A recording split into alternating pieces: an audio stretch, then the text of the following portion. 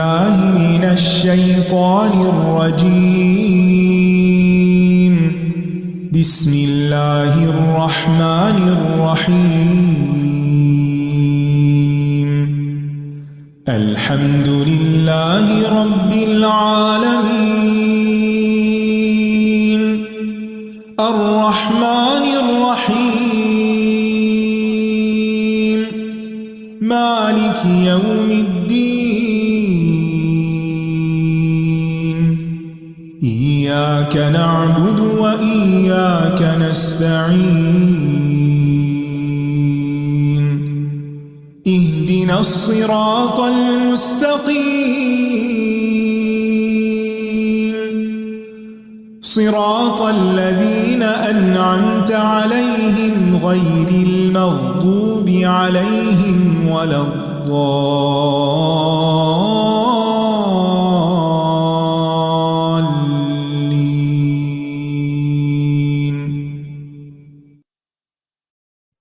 السلام علیکم ورحمۃ اللہ وبرکاتہ۔ وعلیکم السلام ورحمۃ اللہ وبرکاتہ۔ کیا حال ہے سب کا؟ الحمدللہ، آپ کا کیا ہے؟ الحمدللہ، شکر اللہ کا۔ شروع کرتے ہیں انشاءاللہ۔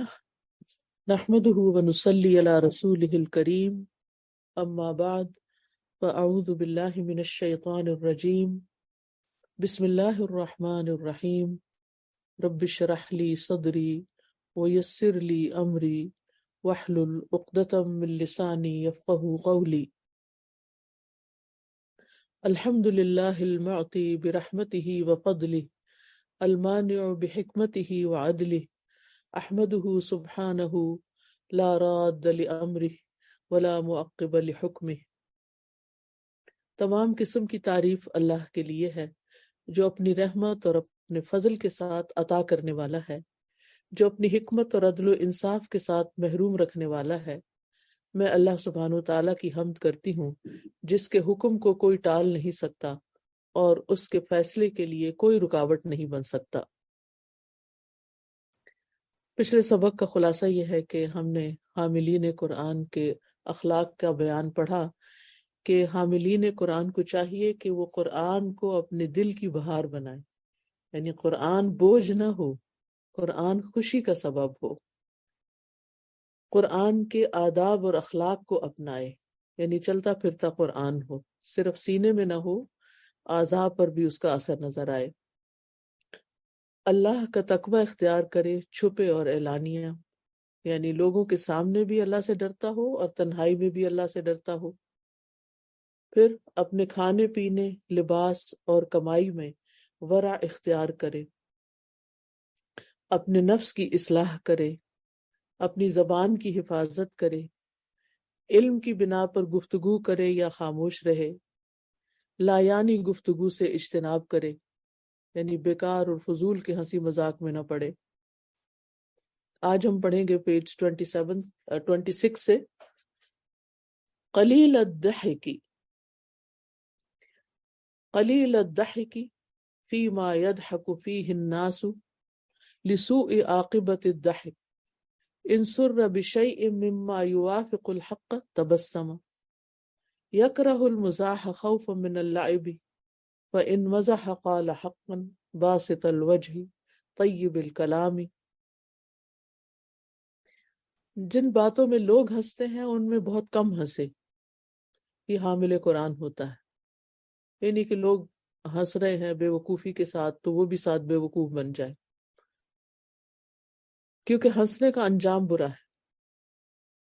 اگر انسان کسی چیز کے ساتھ خوش ہو جو حق کے موافق ہو، یعنی خوش اس بات میں ہونا چاہیے جو حق کے موافق ہے، تو وہ صرف مسکرائے۔ کھیل کود میں داخل ہونے کے ڈر کی وجہ سے ہنسی مذاق کرنا ناپسندیدہ ہے۔ بس اگر کوئی کسی سے مزاح کرے تو سچی بات کرے اور خندہ پیشانی کے ساتھ اس کے چہرے پر مسکراہٹ ہو اور اس کا کلام عمدہ اور پاکیزہ ہو۔ تو فرمایا کہ قلیل الضحک فی ما یضحک فیہ الناس، قلیل الضحک یعنی کم ہنسنے والا ہو ان باتوں میں جن پہ لوگ ہنستے ہیں۔ عام طور پر لوگ کن باتوں میں ہنستے ہیں؟ کسی دوسرے پہ ہنسنا، کسی کوئی جھوٹی بات کر کے کسی کا مذاق اڑا کے ہنسنا، کیونکہ ان باتوں کا انجام برا ہے. لسوء عاقبت الضحک، کیونکہ ایسی ہنسی جو ہے وہ انسان کے لیے خرابی لاتی ہے، اس کے انجام کی بربادی لاتی ہے، اس میں فائدہ کچھ نہیں. تو یاد رکھیں کہ ہنسنے اور کہے لگانے کو زندگی کا مقصد بنا لینا سخت نقصان دہ ہے. اکثر لوگوں کی عادت ہوتی ہے کہ وہ خود بھی ہنستے ہیں، دوسروں کو بھی ہنساتے ہیں، کوئی بات ہنسنے کی ہو یا نہ ہو. تو یہ انسان کے لیے فائدہ مند عادت نہیں، کیونکہ کثرت کے ساتھ جب انسان ہنسنے اور کہے لگانے کا عادی ہو جاتا ہے تو یہ چیز اس کی زندگی سے سنجیدگی، توازن اور اہم معاملات کو اہمیت دینے سے روک دیتی ہے. زیادہ ہنسنے سے دل بھی مردہ ہوتا ہے. ابو ہریرہ رضی اللہ عنہ سے روایت ہے کہ رسول اللہ صلی اللہ علیہ وسلم نے فرمایا، زیادہ نہ ہنسو کیونکہ زیادہ ہنسنا دل کو مردہ کر دیتا ہے. زیادہ ہنسنا دل کو مردہ کر دیتا ہے. پھر کہتے ہیں مؤلف، ان سر بشیء مما یوافق الحق تبسم، اگر کسی چیز پر وہ خوش ہوتا ہے جو حق کے موافق ہے تو تبسم کرے، مسکرائے. یعنی مسکرانا پسندیدہ ہے، ہنسنا اور کہکے لگانا نہیں. تو اس سے یہ پتہ چلتا ہے کہ یہاں جو مصنف جو ہے مما یوافق الحق کی قید اور شرط لگا رہے ہیں، تو اس سے یہ پتہ چلتا ہے کہ جو چیز حق کے مطابق اور موافق نہ ہو اور جس میں اکثر لوگ مبتلا ہو جاتے ہیں، یعنی جھوٹ بول کے اور ہنسی مذاق کے طور پر جھوٹ بولنا اور بعض لوگوں کا مذاق اڑانا، اور اس کے علاوہ بھی دیگر غلط باتوں پر ہنستے ہیں، کسی کی کمزوری پر، کسی کی نقل اتار کے، تو یہ حق کے مخالف ہوگا. تو اس کا انکار واجب ہے. یعنی اگر آپ کسی ایسی مجلس میں ہیں جس میں لوگ جھوٹی باتیں کر کے ہنس رہے ہیں تو آپ کو ہنسنا نہیں، کیونکہ آپ ان کے ساتھ شامل ہو جائیں گے اس جھوٹ میں. اسی طرح اگر کوئی کسی کا مذاق اڑا کے ہنس رہا ہے تو اس پر بھی نہیں ہنسنا، کیونکہ آپ بھی اس حرام میں شامل ہو جائیں گے. تو جھوٹ اور لوگوں کے مذاق اڑانے والی باتوں پر ہنسنے کی ممانعت ہے. اس کے برعکس اگر کوئی بات واقعی آپ کو خوش کر رہی ہے تو اس میں آپ تبسم کریں، کیونکہ مسکرانا صدقہ ہے. قال رسول اللہ صلی اللہ علیہ وسلم تبسمک فی وجہ اخیک لک صدقہ. رسول اللہ صلی اللہ علیہ وسلم نے فرمایا، تمہارا اپنے بھائی کے سامنے مسکرانا بھی صدقہ ہے. خود نبی صلی اللہ علیہ وسلم کا طریقہ کیا تھا؟ قال ما كان ضحك رسول اللہ صلی اللہ علیہ وسلم الا تبسما. عبداللہ بن حارث رضی اللہ عنہ کہتے ہیں کہ رسول اللہ صلی اللہ علیہ وسلم کی ہنسی صرف مسکراہٹ ہوتی تھی، اور وہ بھی بے مقصد نہیں مسکراتے تھے، یعنی بیکار باتوں پر. مسند احمد کی روایت میں آتا ہے، کان طویل الصمت قلیل الضحک. نبی صلی اللہ علیہ وسلم زیادہ وقت خاموش رہتے اور کم ہنستے تھے. وَكَانَ أَصْحَابُهُ يَذْكُرُونَ عِنْدَهُ الشَّعْرَ وَأَشْيَاءَ مِنْ أُمُورِهِمْ فَيَضْحَكُونَ وَرُبَّمَا تَبَسَّمَ. البتہ آپ کی موجودگی میں صحابہ اشعار بھی کہہ دیتے تھے اور اپنے معاملات ذکر کر کے ہنستے بھی تھے، اور نبی صلی اللہ علیہ وسلم کبھی کبھار تبسم فرماتے تھے. یعنی آپ ان کی ہر بات میں ہنستے بھی نہیں تھے اور ہر بات میں شریک نہیں ہوتے تھے، ہنسی کی اور تبسم بھی کبھی کبھی فرماتے تھے، یعنی ان کی باتوں پر. لیکن ویسے آپ صلی اللہ علیہ وسلم بہت زیادہ مسکرانے والے تھے، یعنی لوگوں کو دیکھ کر، لوگوں کے ساتھ ملاقات کے وقت. جریر بن عبداللہ البجلی کہتے ہیں، ما حجبنی النبی صلی اللہ علیہ وسلم منذ اسلمت ولا رآنی الا تبسم فی وجہی. وہ کہتے ہیں کہ جب سے میں اسلام لایا، جریر بن عبداللہ البجلی، نبی صلی اللہ علیہ وسلم نے مجھے کبھی اپنے گھر آنے سے نہیں روکا، اور جب بھی آپ مجھ کو دیکھتے خوشی سے آپ مسکرانے لگتے. یعنی حالانکہ یہ بہت دیر سے اسلام لائے، لیکن آپ صلی اللہ علیہ وسلم ان سے بہت محبت کرتے تھے. پھر مؤلف کہتے ہیں یکرہ المزاح خوفا من اللعب وان مزح قال حقا، یعنی زیادہ مزاح کرنے کو ناپسند کرے، یکرہ یعنی قرآن کا حامل ناپسند کرے، المزاح ہنسی مزاح کو، کیوں؟ خوف من اللعب، اس بات سے ڈرتے ہوئے کہ اس ہنسی مذاق میں مشغول ہونا اس کو اس بات کی طرف منتقل نہ کر دے کہ اس کی زندگی کھیل کود بن جائے، یعنی وہ ہر معاملے میں ہی نان سیریس رویہ اختیار کر لے، کیونکہ وہ ایک مزاج بن جاتا ہے نا پھر انسان کا۔ فَإِن مَزَحَ قَالَ حَقًّا، اور اگر مزاح کرے تو سچی بات کرے، حق بات کرے، نہ حق بات سے نہ ہنسے اور نہ مزاح کرے۔ صحابہ نے کہا کہ یا رسول اللہ انک تداعبنا، قال انی لا اقول الا حقا، اے اللہ کے رسول صلی اللہ علیہ وسلم، آپ ہم سے ہنسی مذاق کرتے ہیں، یعنی آپ کبھی کبھی ہمیں چھیڑ چھاڑ کرتے ہیں۔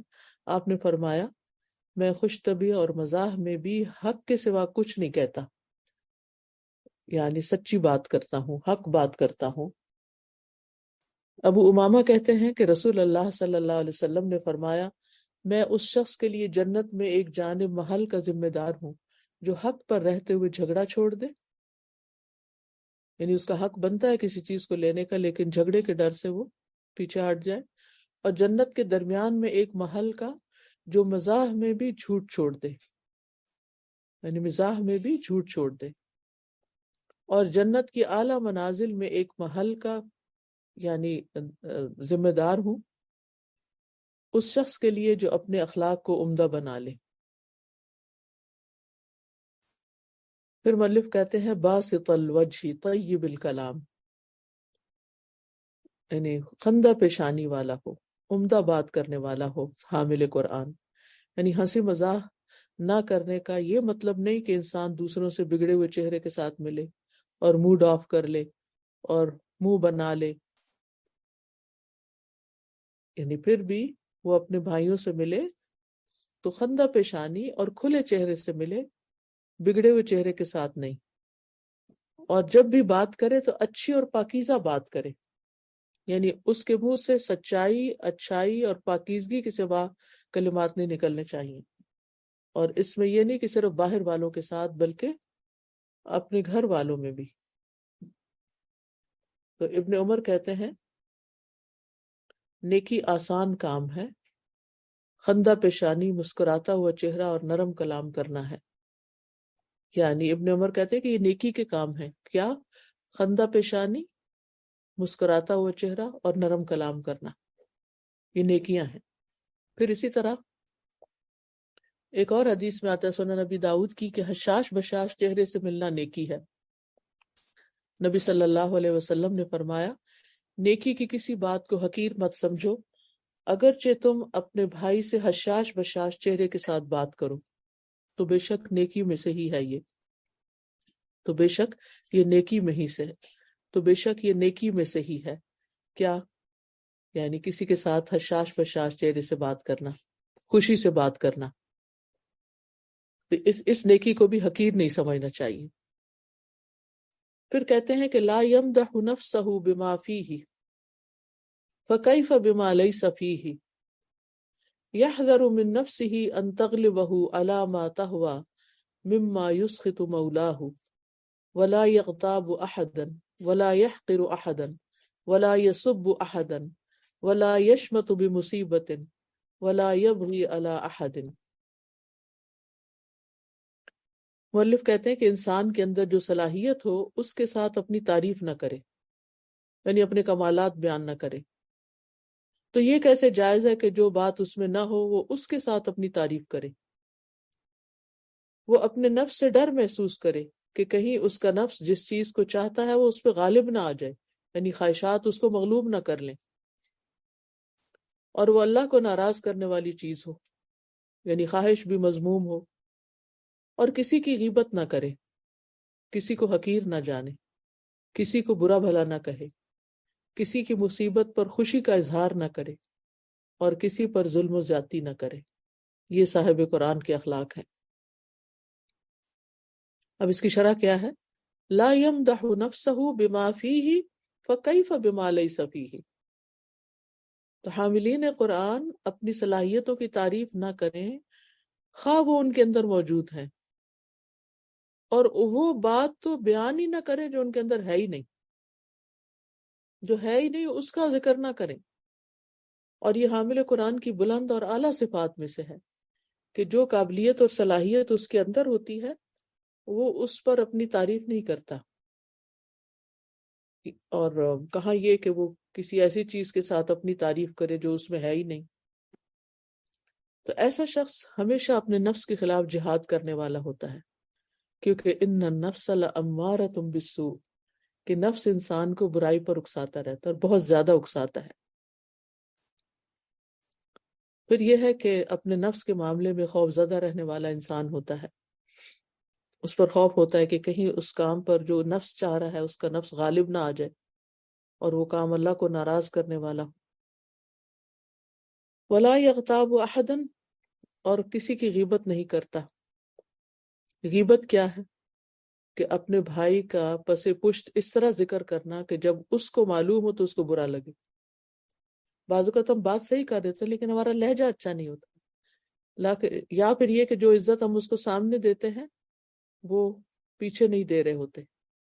یعنی کسی بھی ایسا ذکر بھائی کا، ایسے انداز میں ذکر اپنے کسی بھائی یا بہن کا یا کسی انسان کا کہ جب وہ اسے پتہ چلے تو اس کو اچھا نہ لگے. یعنی کسی کی ذات کے متعلق ایسا تذکرہ کرنا جو اسے ناپسند ہو. امام نووی کہتے ہیں بس غیبت یہ ہے کہ آپ کسی انسان میں موجود ایسی چیز کا ذکر کریں جسے وہ ناپسند کرتا ہو، چاہے وہ اس کے بدن میں ہو یا اس کے دین میں ہو یا اس کی دنیا میں ہو، یا اس کے نفس میں ہو یا اس کی تخلیق میں ہو یا اس کے اخلاق میں ہو، یا اس کے مال میں ہو یا اس کی اولاد میں ہو یا اس کے والدین میں ہو، یا اس کی بیوی میں ہو یا اس کے خادم میں ہو یا اس کے غلام میں ہو، یا اس کی پگڑی میں ہو یا اس کے کپڑے میں ہو یا اس کی چال میں ہو یا اس کی حرکت میں ہو یا اس کی کشادہ مسکراہٹ میں ہو یا اس کے گناہ میں ہو یا اس کے غصے میں ہو یا اس کی خوشی میں ہو یا اس کے علاوہ بھی اس سے تعلق رکھنے والی کسی چیز میں ہو. انہوں نے تو سب چیزیں ہی گنوا دی. یعنی کسی کی ملکیت میں یا کسی سے متعلق ایسی کسی چیز کے اندر انسان کو اس کی غیر موجودگی میں ایسی بات نہیں کرنی چاہیے کہ اگر وہ سنے تو اس کو برا لگے. اور یہ بھی یاد رکھیے کہ کسی کا حقیقی عیب ذکر کرنا ہی غیبت ہوتا ہے. یعنی وہ چیز جو کسی کے اندر ہے ہی نہیں وہ تو پھر بہتان ہے. معاذ بن جبل کہتے ہیں کہ صحابہ نے رسول اللہ صلی اللہ علیہ وسلم کے پاس ایک آدمی کا ذکر کیا اور انہوں نے کہا کہ جب تک اسے کھلایا نہ جائے وہ کھاتا نہیں، جب تک اسے سوار نہ کیا جائے وہ سوار نہیں ہوتا. تو نبی صلی اللہ علیہ وسلم نے فرمایا تم لوگوں نے اس کی غیبت کی ہے. صحابہ نے کہا اللہ کے رسول صلی اللہ علیہ وسلم جو اس میں ہے وہی ہم نے بیان کیا ہے. آپ نے فرمایا غیبت کے لیے تمہیں یہی کافی ہے کہ تم اپنے بھائی کے اس عیب کا ذکر کرو جو اس میں ہے، یہی تو غیبت ہے. پھر اسی طرح کسی کی نقل اتارنا بھی اس میں شامل ہو جاتا ہے. حضرت عائشہ سے مروی ہے کہ ایک مرتبہ انہوں نے نبی صلی اللہ علیہ وسلم کی موجودگی میں کسی عورت کی نقل اتاری اور اس کے ٹھگنے ہونے یعنی کم چھوٹے قد کا ہونے کا ذکر کیا. تو آپ نے فرمایا تم نے اس کی غیبت کی. اب آپ سوچیں کہ ہم نے ایسی باتیں کر کر کے اپنے اعمال نامے میں کیا کچھ اکٹھا کر رکھا ہے. قرآن مجید سے بھی پتہ چلتا ہے کہ غیبت کرنا مردہ بھائی کا گوشت کھانا ہے. وَلَا يَغْتَبْ بَعْضُكُمْ بَعْضًا، فرا یہاں سے پڑھے تواب الرحیم تک. وَلَا يَغْتَبْ بَعْضُكُمْ بَعْضًا، ولا يغتب بعضكم بعضا أيحب أحدكم أن يأكل لحم أخيه ميتا فكرهتموه واتقوا الله إن الله تواب رحيم. یعنی کتنی مکروہ چیز ہے کہ انسان کسی کا عیب بیان کرے گویا وہ مردہ لاش کھا رہا ہے. اس سے زیادہ مکروہ چیز کیا ہوگی؟ یعنی ایسی تشبیہ ہے کہ جس کے بارے میں انسان سوچ کے بھی دل خراب ہو جاتا ہے. اور ہم کتنے مزے سے دوسروں کی باتیں کرتے رہتے ہیں. اور صحابہ کرام جو تھے وہ اس کو حقیقی طور پہ تسلیم کرتے تھے. عبداللہ بن مسعود کہتے ہیں کہ ہم نبی صلی اللہ علیہ وسلم کے ساتھ تھے تو ایک شخص کھڑا ہوا اور چلا گیا، یعنی مجلس میں سے اٹھ کے چلا گیا. تو اس کے جانے کے بعد ایک شخص اس کے بارے میں عیب جوئی کرنے لگا، جیسے عام لوگوں کا حال ہوتا ہے کہ بیٹھ کے باتیں اکٹھے کر رہے ہوتے ہیں، جب کوئی ایک جاتا ہے تو اس کے خلاف بولنے لگتے ہیں. تو نبی صلی اللہ علیہ وسلم نے فرمایا خلال کرو، یعنی دانتوں سے ذرات کو نکالو. تو اس نے کہا میں کس وجہ سے خلال کروں، میں نے تو گوشت نہیں کھایا. آپ نے فرمایا بلا شبہ تم نے اپنے بھائی کا گوشت کھایا. یعنی جو چلا گیا ہے اس کی بیک بائٹنگ کی ہے. بیک بائٹنگ کا مطلب کیا ہے؟ کسی کی کمر پہ کاٹنا، یا کسی کے پیچھے جب وہ چلا جائے تو اس کو کاٹنا، نوچنا، یعنی اس کی عزت کو نوچنا. قیس کہتے ہیں کہ عمرو ابن العاص اپنے چند ساتھیوں کے ساتھ جا رہے تھے کہ ایک مردہ خچر پر سے گزرے جو پھول گیا تھا. تو انہوں نے کہا اللہ کی قسم کوئی اس میں سے پیٹ بھر کر کھا لے، یہ اس سے بہتر ہے کہ کسی مسلمان کا گوشت کھائے، یعنی غیبت کرے. اور یہ بھی یاد رکھے کہ غیبت کرنا کبیرہ گناہ ہے. حدیث میں آتا ہے بے شک کبیرہ گناہوں میں سے آدمی کا مسلمان شخص کی عزت کے بارے میں، یہ حدیث جی ہاں صحیح ترغیب و ترہیب کی حدیث ہے. بے شک کبیرہ گناہوں میں سے آدمی کا مسلمان شخص کی عزت کے بارے میں ناحق زبان درازی کرنا ہے، اور کبیرہ گناہوں میں سے ایک گالی کے بدلے 2 گالیاں دینا ہے. یہ ظلم ہو جاتا ہے. کسی نے ایک بات کہی، آپ اسے 2 سنا رہے ہیں. ولا يحقر احدا، کسی کو حقیر نہ کرے، کسی کو حقیر نہ سمجھے، یعنی اس کے مقام کو کم کرنے والا معاملہ نہ کرے، چاہے سامنے چاہے پیچھے. رسول اللہ صلی اللہ علیہ وسلم نے فرمایا، صحیح مسلم کی روایت ہے، کسی آدمی کے برا ہونے کے لیے یہی کافی ہے کہ وہ اپنے مسلمان بھائی کو حقیر سمجھے. اسی طرح یہ تکبر ہوتا ہے کہ انسان دوسروں کے مقابلے میں اپنے آپ کو بڑی چیز سمجھے. الکبر بطر الحق وغمط الناس، تکبر یہ ہے کہ انسان حق بات کو چھپائے اور لوگوں کو حقیر سمجھے. اور یہ تو معلوم ہے سب کو کہ جس کے دل میں رائی کے دانے برابر بھی تکبر ہوگا وہ آدمی جنت میں داخل نہ ہوگا.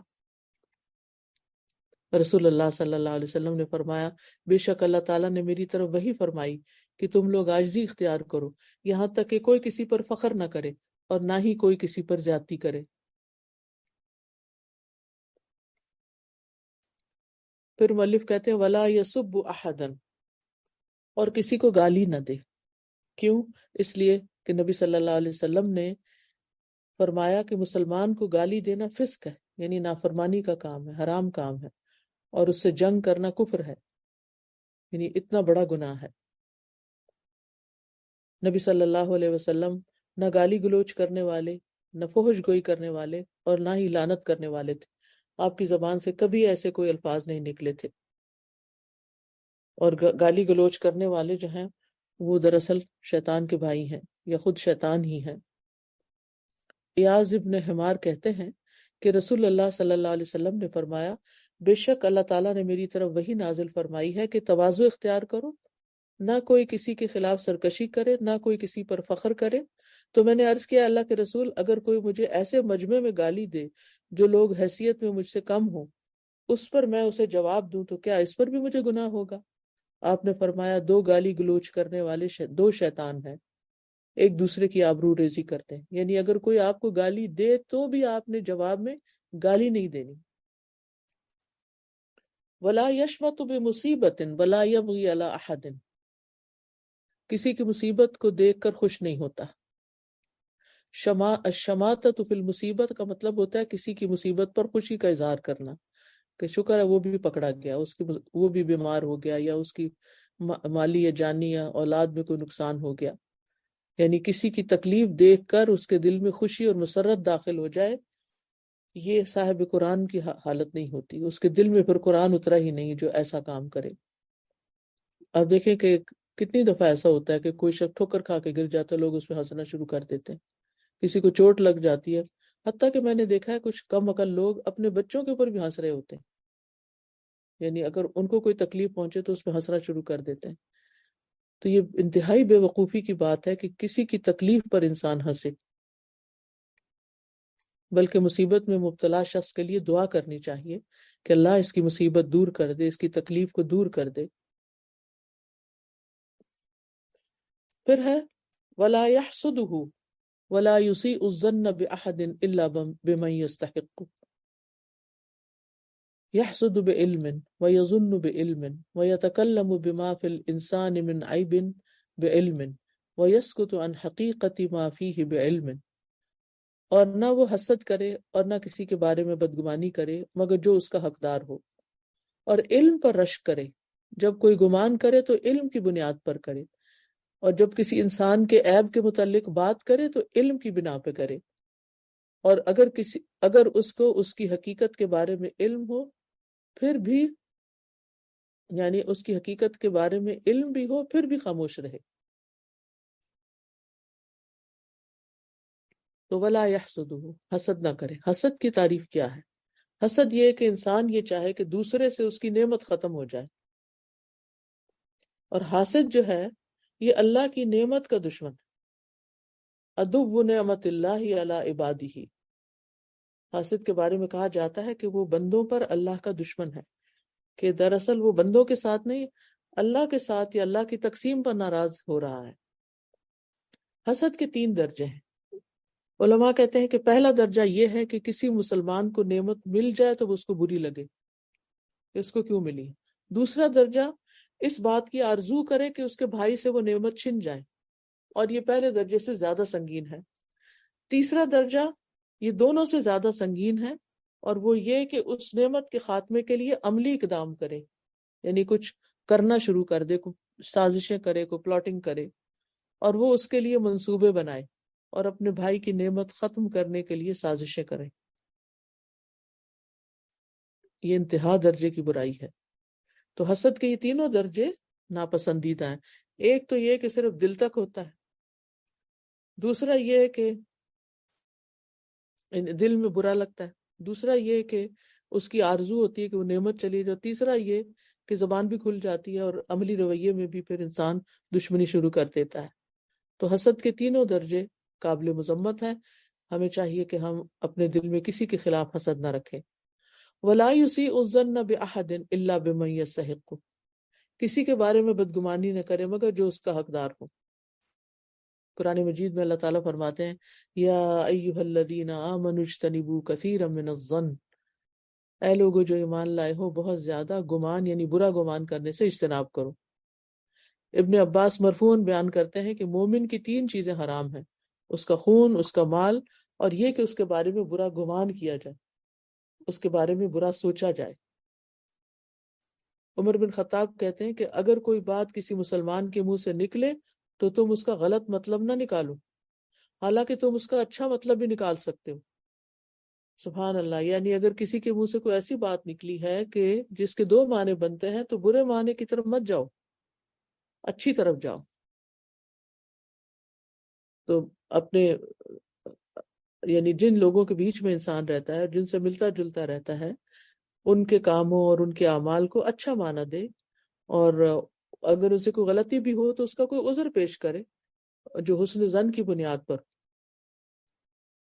تو یہ دراصل اور پھر اگر کسی کی ایسی باتیں ظاہر ہو جائیں جو کھلم کھلا اور واضح ہوں اور وہ برے گمان کی طرف دعوت دیتی ہوں تو پھر الگ بات ہے، پھر انسان بس خاموش رہے، اس کے بارے میں زیادہ سیلف ٹاک نہ کرے اور نہ ہی کسی کے ساتھ بہت ڈسکس کرے، کیونکہ پازیٹیو تھنکنگ جو ہے وہ دراصل خود انسان کو فائدہ دیتی، اور ہر ایک کے بارے میں، ہر چیز کے بارے میں نیگیٹو ہو جانا یہ نقصان دہ رویہ ہے۔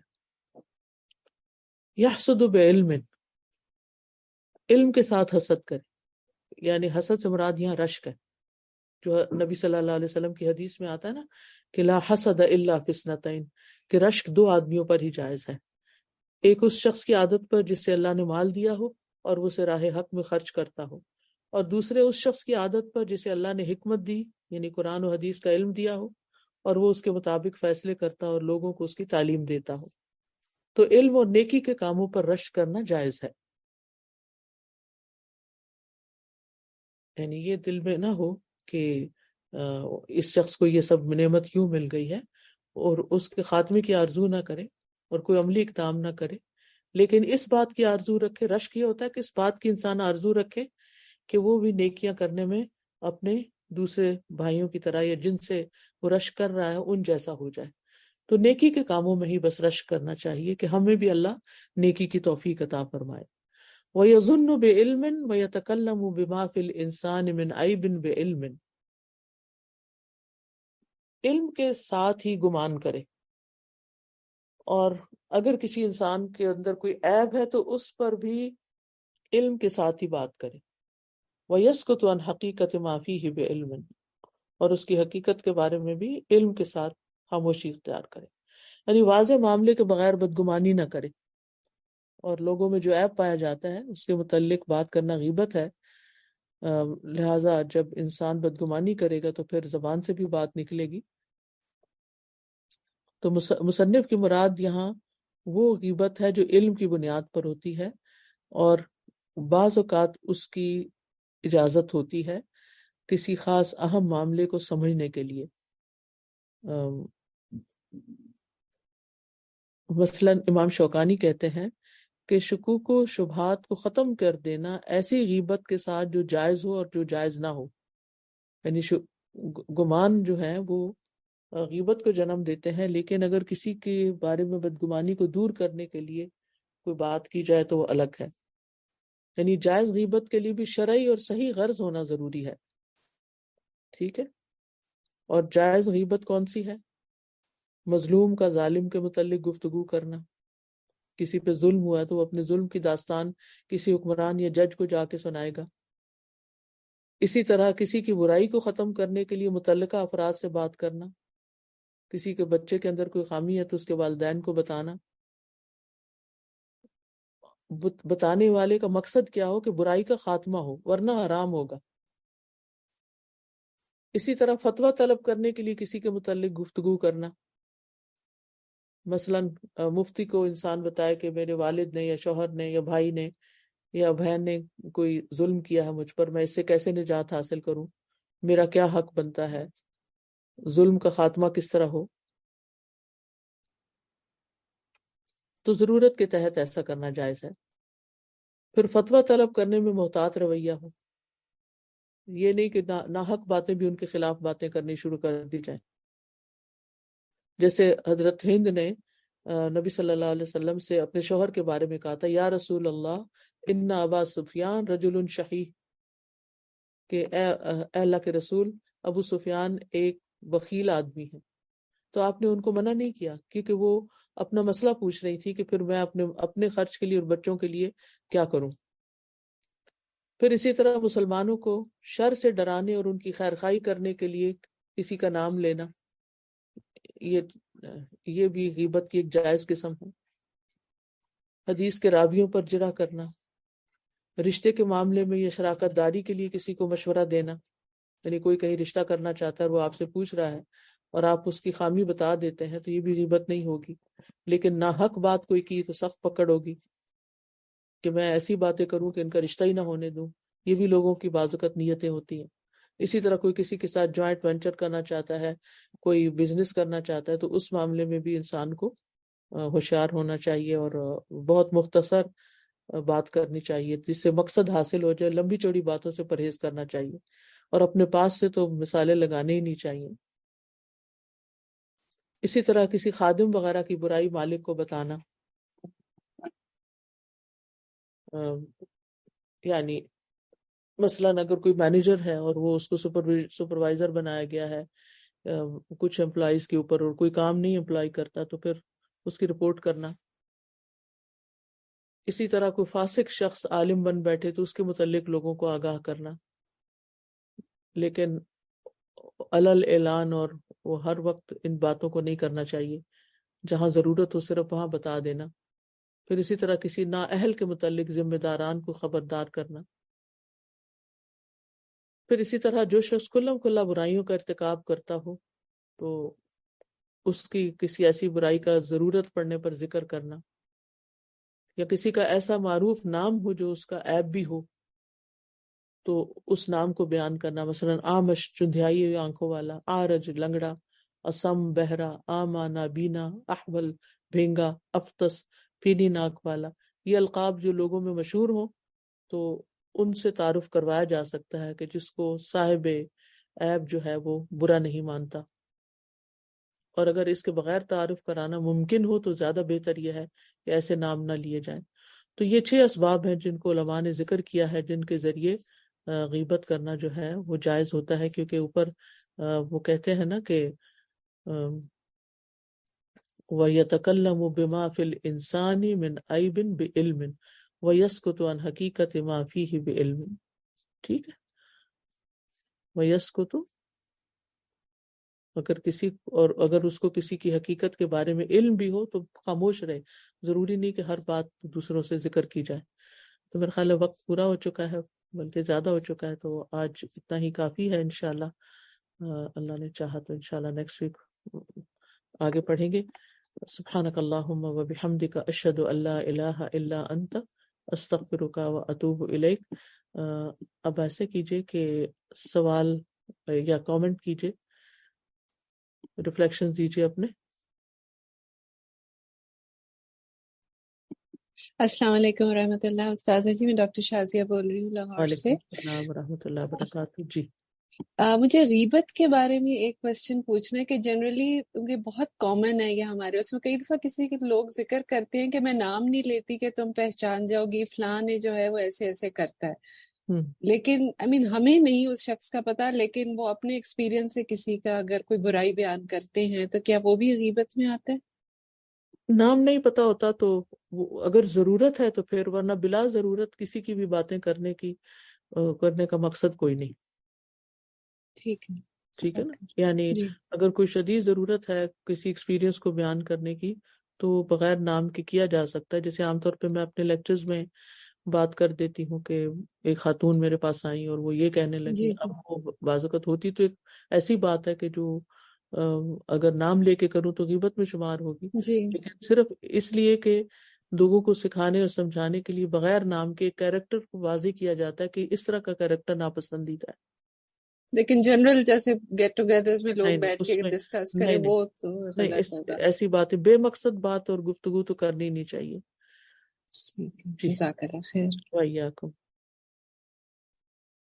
جی السلام علیکم استاذہ، میرا بھی ایک کوشچن ہے. اگر ہم خود غیبت نہیں کر رہے لیکن ہم کہیں بیٹھے ہوئے تو کوئی دو لوگ آپس میں اتنی اونچی اونچی آوازوں میں کہہ کے لگا کے کسی کا مذاق بنا رہے ہیں اور باتیں کیے جا رہے ہیں، لیکن اب دل میں ہم تو برا مان رہے ہیں کہ اس طرح نہیں کرنا چاہیے، تو کیا اس طرح کے لوگوں میں ادھر بیٹھے رہنا چاہیے کہ نہیں، بیٹھے نہیں رہنا چاہیے، وہاں سے اٹھ جانا چاہیے یا اس بات کو بدلنا چاہیے. اور اگر کوئی بات نہ آپ کی مانے تو پھر اور ان کو منع بھی کرنا چاہیے. منع کریں تو وہ آگے سے کہتے ہیں آپ تم بہت دین میں چلی گئی ہو، تم بہت زیادہ ہاں انہیں ایکسٹریم. کہا ہاں واقعی میں دین میں چلی گئی ہوں، اس لیے کہ یہ حرام کام ہے جو اللہ تعالیٰ نے ہمیں اس سے منع کیا ہے اور ہمیں یہ نہیں کرنا چاہیے. جی ٹھیک ہے، السلام علیکم. ہمیں نا اپنے اندر ایک کرج پیدا کرنی چاہیے کہ لوگوں کو یا اپنے جسچر سے، آنکھ کے اشارے سے یا چہرے سے یا ان کے ساتھ اس میں شریک نہ ہو کے یا وہاں سے اٹھ کے یہ ظاہر کرنا چاہیے کہ ہمیں ان باتوں میں کوئی دلچسپی نہیں جو آپ کسی کی عزت اچھال رہے ہیں. جی زنیرہ. جی السلام علیکم ورحمۃ اللہ. وعلیکم استاد جی، مجھے یہ پوچھنا تھا، اکثر گھر کے معاملات ہوتے ہیں، ہم عورتیں خاص طور پہ اپنے شوہروں سے ڈسکس کر رہی ہوتی ہیں گھر میں یہ ہوا، کسی حد تک وہ ہوتا بھی ہے کہ وہ معاملہ ہمارے ہاتھ میں نہیں ہوتا کہ ہم سورٹ آؤٹ کر سکیں، ہمیں اپنے ہسبینڈ کو بتانا پڑتا ہے، تو کیا یہ غیبت میں شمار ہوگا؟ دیکھا جائے گا کہ اس کا مقصد کیا ہے. بعض لوگ جیسے ساس بہو کے بنتی نہیں تو جی ساس بہو کے خلاف باتیں کر کے اپنا دل ہلکا کر رہی ہوتی اور بہو ساس کے خلاف، تو حالانکہ وہ مسئلے کا حل کوئی نہیں مانگ رہے ہوتے اور نہ ہی اس کا کوئی مقصد ہوتا ہے، صرف اپنی فرسٹریشن کا اظہار ہوتا ہے. تو اس سے بچنا چاہیے، کیونکہ یعقوب علیہ السلام کو جب دکھ اور تکلیف پہنچتی تھی تو وہ کیا پہنچی تھی تو انہوں نے کیا کہا تھا؟ انما اشکو بثی وحزنی الی اللہ، میں اپنے غم اور دکھ کی فریاد اللہ سے کرتا ہوں. زندگی میں انسان کو ایسے لوگوں سے واسطہ پڑتا ہے کہ جو اس کو تکلیف دیتے ہیں، لیکن اس کا یہ مطلب نہیں کہ انسان پھر وہ ہر وقت کبھی ایک کو دکھڑا سنائے کبھی دوسرے کو سنائے، اس سے حاصل کچھ نہیں. اللہ کے آگے روئیں گے, اللہ سے مدد مانگیں گے تو مسائل حل بھی ہو جائیں گے.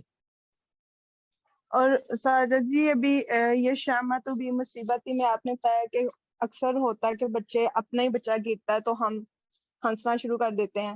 کبھی یہ بھی ہوتا ہے کہ ماں ایک چیز سے بچے کو منع کر رہی ہے لیکن اس چیز سے بچے کو چوٹ لگتی ہے نا تو ماں غصے میں آگے سے کہتی ہے اچھا ہوا تمہارے ساتھ ایسے ہی ہونا چاہیے تھا. غلط کیونکہ یہ میرے کرتے ہیں ساتھ ریسنٹلی ہوا جی, یہ غلط تو کرتے ہیں. مجھے وہ اور بڑا جی فیل غلط ہوا کرتے یہ ہیں, چیز. ایسا نہیں کرنا چاہیے, اس سے بچے کا کانفیڈینس ختم ہو جاتا ہے. جی نیکسٹ. جی میں تنظیم بول رہی جی بولیے. ہوں. جی مجھے یہ پوچھنا تھا, ہم لوگ تو آئندہ سے, دیکھیں آپ کا میں نے لیکچر سن لیا ہے, آئندہ سے ہم لوگ مطلب غیبت نہیں کریں گے, لیکن جو آلریڈی ہو چکی ہیں تو اس کا ہم ازالہ کیسے کریں؟ جی بہت اچھا سوال ہے. اس پر اللہ تعالیٰ سے بھی توبہ کریں اور ان لوگوں کے حق میں دعائے خیر کریں, اور ان کو ان سے اگر جائیں گے سامنے معافی مانگنے تو ظاہر ہے کہ وہ تو اور بگڑ جائیں گے اور معاملات اور خراب ہو جائیں گے. بس اللہ سبحانہ تعالیٰ سے دعا کر کے کہ اللہ تعالیٰ جس کسی نے میری غیبت کیا میں نے ان سب کو بخشا, اور جس کی میں نے کی ہے اللہ تعالیٰ ان کو بھی بخش دے اور مجھے بھی بخش دے, تو اللہ سبحانہ تعالیٰ انشاءاللہ معاف کرے گا. جزاک اللہ. اور صدقہ جزاک خیرات اللہ. بھی کرنا چاہیے کیونکہ جی قیامت کے دن انسان اپنی نیکیوں سے بدلہ دے رہا ہوگا, تو پھر نیکیوں کی کثرت, ان الحسنات یذہبن السیئات, اور آئندہ کے لیے بہت محتاط رہیں. جی شاہین.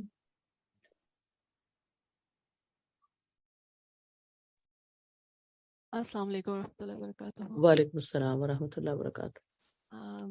بہت ہی اچھا یہ تھا آج کا سیشن. اس میں مجھے بہت زیادہ یہ شدت سے احساس ہوا کہ ہم جو حاملین قرآن ہونے کا کہہ سکتے ہیں کہ دعویٰ کرتے ہیں, یا ہم اس کام میں جو کہ لگے ہوتے ہیں کہ قرآن سیکھنے میں یا کسی کو سکھانے میں وٹ ایور, تو ہم ایک طرف تو اتنا یعنی ایفرٹ کر رہے ہوتے ہیں, اور دوسری طرف جو ہے وہ چھوٹی چھوٹی یہ ہمیں چھوٹی چیزیں لگتی ہیں, جو یہ اخلاق کے منافی جو بھی باتیں ہیں جو کہ اس میں نہیں ہونی چاہیے حامل قرآن میں. تو اس کے ذریعے ہوتا یہ ہے کہ وہ جیسے ایک محاورہ ہے نا کہ ایک بکٹ ہے جس کے اندر سوراخ ہیں, تو آپ اس بکٹ کو جتنا بھی بھرتے جائیں اچھی چیزوں سے اچھی باتوں سے, لیکن اگر اس کے اندر سوراخ ہیں تو وہ سوراخوں کے ذریعے وہ چیز جو ہے وہ ضائع ہوتی رہتی ہے, اور ہمارا وہ کیریکٹر وہ بن ہی نہیں پاتا جو کہ ایک حامل قرآن کا ہونا چاہیے. تو مجھے اس میں جو بات جو بہت زیادہ کلیئر سمجھ میں آئی ہے آج وہ یہ کہ سب سے زیادہ جو ہمیں جس چیز کی ضرورت ہے وہ ایک تو نیت ہماری ظاہر ہوگی کہ ہمیں برے اخلاق سے اپنے آپ کو بچانا ہے, تاکہ ہم جو کچھ حاصل کرتے ہیں قرآن سے اور جو حدیث سے اور جو باقی ان چیزوں سے, اپنی عبادات سے بھی, ایون جو ہم اللہ کے ساتھ جو اسپریچولی کنیکٹ ہوتے ہیں تو پھر جو اس سے ہمیں جو بینیفٹس حاصل ہوتے ہیں ہم نے ان کو بہت سیف گارڈ کرنا ہے, بہت سنبھال کر رکھنا ہے, کیونکہ وہ ان چیزوں سے ضائع ہوں گے. تو پہلی بات تو یہ ہے کہ انسان کے اندر یہ خیال آئے, اور دوسری چیز جو ہے وہ پھر یہ کہ اس کو سینس ہو, یعنی اگر عقل سے کام لے, اور عقل سے وہ جو کام اس کو جب لینا پڑے گا اور وہ یہ سوچے گا کہ کیا, کیونکہ کچھ تو کلیمز ہوتے ہیں کہ ہم یہ کہتے ہیں کہ جی ہم تو غیبت کسی کے نہیں کرتے, ہم تو کسی کے بارے میں برا نہیں چاہتے, لیکن ہم نے یہ صرف کلیمز بنایا, ہم ان کو اینالائز کرنے کے بھی ہم یعنی قابل تب ہی ہوں گے نا اگر ہمارے میں عقل ہوگی, اگر ہم صحیح سے اپنے آپ کو اینالائز کریں گے. تو مجھے آج یہ بہت ہی یہ بات یہ لگی کہ جی ہنسنا اور کہہ کے لگانا کتنا میننگ لیس سا چیز لگتی ہے, کتنی ہارملیس لگتی ہے, لیکن اس سے انسان کی عقل کمزور ہو جاتی ہے, اور اگر وہ عقل ہی اس کی کمزور ہو گئی تو وہ پھر کیسے اپنے آپ کو جج کرے گا, وہ اپنے آپ کو جج کر ہی نہیں سکتا. اس لیے اکثر جب باقی لوگوں کی ہمیں شکل زیادہ نظر آتی نا, اپنی شکل تو جب تک آئینہ سامنے نہ ہو تو ہم نہیں دیکھ سکتے, لیکن دوسروں کی شکل تو ہم دیکھتے ہیں نا, تو دوسروں کی برائیاں بھی ہمیں بہت زیادہ نظر آتی ہیں. تو میں اکثر یہ دیکھتی ہوں کہ لوگ اپنے بارے میں ایسے کلیمز کر رہے ہوتے ہیں جو کہ واضح ہمیں پتہ ہوتا ہے کہ وہ ان میں وہ نہیں ہے, لیکن ان کو خود یہ احساس نہیں ہوتا کہ یہ چیز, یہ کوالٹی ہم میں نہیں ہے, یا یہ ہم میں یہ برائی ہے. تو مجھے بہت ڈر لگتا ہے کہ جیسے مجھے ان کی نظر آ رہی ہو ان کو بھی میری آ رہی ہو, اگر مجھے اپنی پتہ ہی نہ ہو تو یہ کتنے بڑے لاس کی بات ہے کہ انسان لاس میں ہو اور اس کو اپنے لاس کا احساس بھی نہ ہو. تو بلکہ قرآن مجید میں آج کل جو میں سورۃ توبہ پڑھا رہی ہوں اس میں جو جی منافقین کی صفات ہیں ان میں بار بار یہی آتا ہے کہ لا یعلمون لا یفقہون, یعنی خود انہیں اپنی خطاؤں کا اپنی کوتاہیوں کا پتہ ہی نہیں ہے. بالکل. جی اللہ تعالیٰ ہمیں بالکل. اس سے بچا کے رکھے. جزاک اللہ خیرا. جی جزاک ثنا اللہ. انصاری. السلام علیکم. وعلیکم السلام. کہاں سے جی بول رہے جی میں دلی سے, انڈیا سے, دلی میں. ہیں؟ جی میرا سوال یہ ہے, جیسے जो इंसान होता है उसमें जैसे कुरान पढ़ रखा है, जैसे कोई इंसान है उसने कुरान पढ़ रखा है और उसका ये कहना है कि जैसे बॉयफ्रेंड गर्लफ्रेंड सिस्टम इस्लाम में अलाउड है, पसंद की शादी अलाउड है, जैसे निकाह से पहले बातें करना अलाउड है, और इस वजह से ना माहौल बहुत खराब सा हो रहा है। जैसे पूरे एक ग्रुप जो होता है, एक साइकिल होता है फैमिली का, उसमें उस इंसान के लिए बहुत सारी गलत बातें फैल रही हैं, कुरान के बारे में फैल रही हैं। तो उसकी रहनुमाई कैसे करें? कि उसका कहना ये है कि कुरान से दलील है कि हम ऐसा कर सकते हैं, तो ये बता दें कि ऐसा है, और अगर हम नहीं है तो हम उसे किस तरीके से समझाएं, क्योंकि वो भी पढ़ रहा है कुरान, इसमें रहनुमाई कर दें ताकि कुरान बदनाम हो रहा है, लोग जी देखिए कुरान कि के ऊपर रहे हैं। जी आप ऐसा कीजिए कि उसको किसी आलिम के पास ले जाइए, ठीक है। और इसके साथ ही मैं इजाजत चाहती हूँ क्योंकि वक्त हो चुका है। बारकल्लाहु फीकुम, अस्सलाम वालेकुम व रहमतुल्लाहि व बरकातुहू। वालेकुम अस्सलाम।